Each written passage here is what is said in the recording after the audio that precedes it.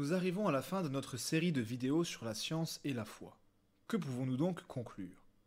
On a souvent l'impression que science et foi s'opposent, sont incompatibles, voire même se contredisent. Pourtant, nous avons vu qu'il n'en est rien. Premièrement, aucun élément de la science moderne n'est incompatible avec l'enseignement biblique. Tant que l'on ne fait pas dire au texte biblique ou à la science autre chose que ce qu'ils nous disent réellement, on ne trouve aucune contradiction entre science et foi. Des zones d'ombre persistent, certes, et probablement qu'il en subsistera toujours. Mais ce qu'on ne peut pas pleinement expliquer n'est pas forcément une contradiction.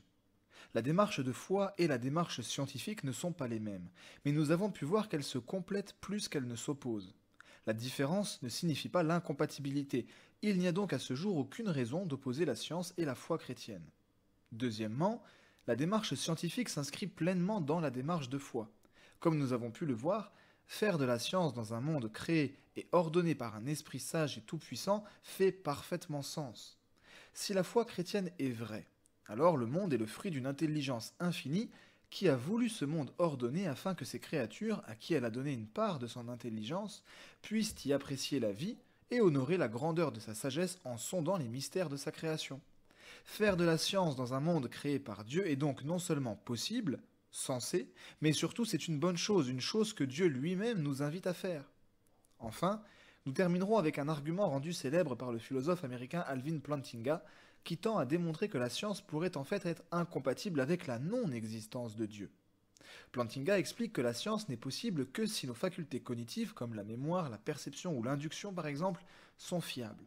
Or, si Dieu n'existe pas, alors ces facultés qui sont les nôtres ne sont pas le fruit d'une intelligence, mais plutôt le produit d'une évolution parfaitement hasardeuse, qui n'obéit pas aux lois de la raison ou de la vérité, mais à celles de la survie et de la reproduction.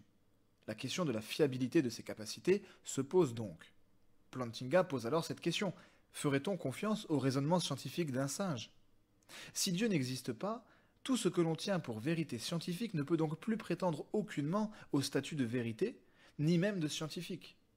Finalement, si Dieu existe, nous devrions nous attendre à vivre dans un monde ordonné et compréhensible, et donc à pouvoir faire de la science de manière efficace. Si toutefois il n'existait pas, alors nous n'avons aucune raison de penser ni que notre monde puisse être un objet d'étude, ni que nous soyons capables de raisonner de manière juste et vraie, et donc la démarche scientifique soit ne serait pas possible, soit n'aurait aucun sens. Il me semble que nous constatons pourtant que la science est possible, et même relativement efficace. Si elle se marie bien mieux avec l'existence de Dieu qu'avec sa non-existence, ne pourrait-on pas dire que la réussite de la démarche scientifique nous fournit en quelque sorte un bon argument pour l'existence de Dieu?